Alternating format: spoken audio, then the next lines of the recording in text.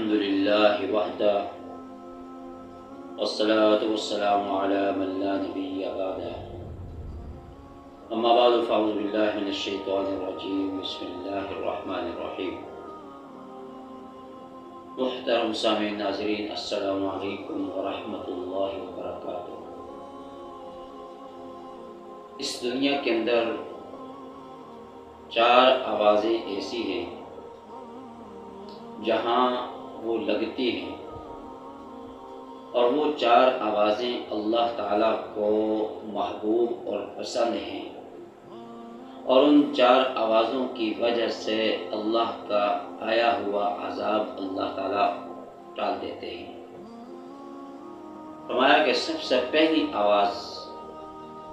جب مؤذن اذان دیتا ہے، اللہ کی تعریف، اللہ کی حمد و ثنا اور اللہ کی کبریائی کو بیان کرتا ہے، اللہ اکبر کہتا ہے، اور یہ اذان نماز کے لیے ہوتی ہے۔ اور اسی طرح فرمایا کہ پوری دنیا کے اندر 24 گھنٹے اللہ کا نام بلند ہوتا ہے،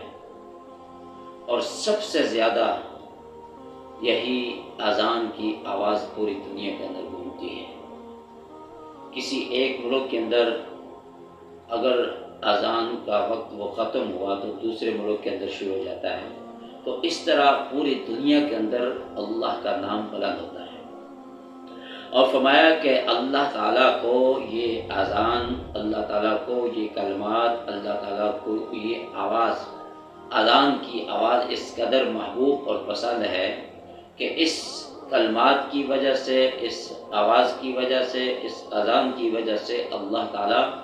آئے ہوئے عذاب کو ٹال دیتے ہیں۔ دوسری نمبر فرمایا کہ ایک حاجی جب حج کرنے کے لیے یا عمرہ کرنے کے لیے کوئی شخص اپنے گھر سے نکلتا ہے اور وہ اپنا قیمتی لباس اتارتا ہے، قیمتی گھڑی اتارتا ہے، اور قیمتی ٹوپی، قیمتی جوتے، سب کچھ اتار کر احرام کی 2 چادریں وہ باندھتا ہے، گویا کہ وہ اللہ تعالیٰ اپنے بندے کو یہ احساس دلاتے ہیں کہ اے میرے بندے، کہاں ہے وہ تمہارا کروفر،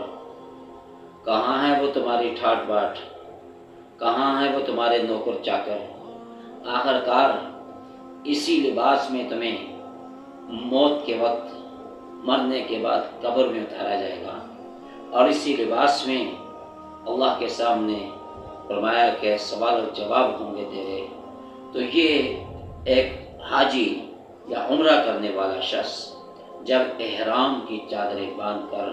اور تلبیہ لبیک اللہم لبیک کی صدا بلند کرتے ہوئے،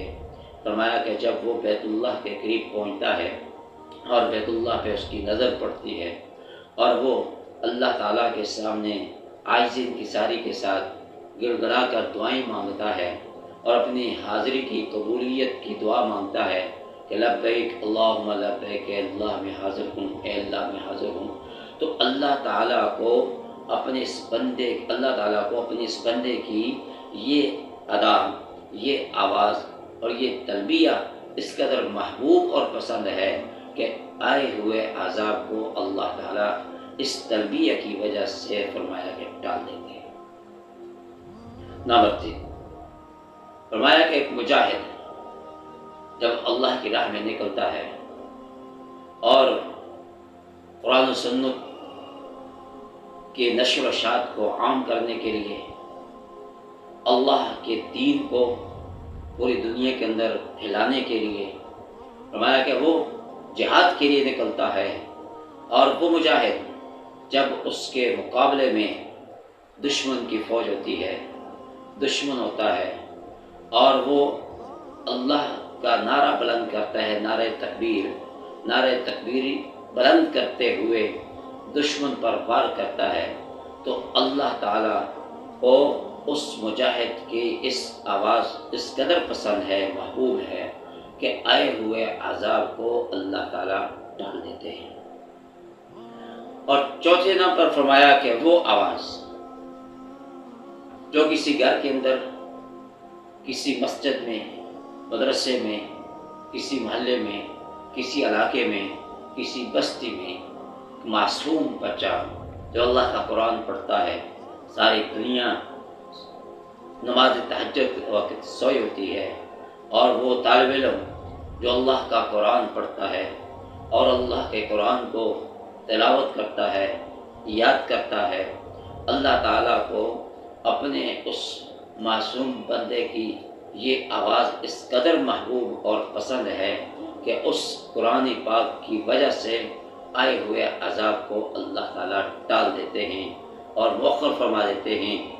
کہ قرآن پاک کی وجہ سے فرمایا کہ یہ معصوم بچہ جب اس کی زبان پر قرآن پاک کی تلاوت جاری ہوتی ہے تو جس علاقے کے اندر، جس بستی کے اندر، جس شہر کے اندر، جس گھر کے اندر، جس مسجد میں، جس مدرسے میں قرآن پاک کی تلاوت کی جائے، قرآن پاک کو پڑھا جائے، تو اللہ تعالیٰ اس قرآن پاک کی برکت سے فرمایا کہ اس بستی کے اندر، اس علاقے کے اندر، اس شہر کے اندر آئے ہوئے عذاب کو ٹال دیتے ہیں۔ تو یہ 4 آوازیں ایسی ہیں جو اللہ تعالیٰ کو سب سے زیادہ محبوب اور پسند ہیں دنیا کی آوازوں میں سے۔ تو دعا فرمائیں کہ اللہ تعالیٰ ہم سب کو جو کچھ کہا سنا اس پر عمل کرنے کی توفیق عطا فرمائے۔ وآخر دعوانا ان الحمدللہ۔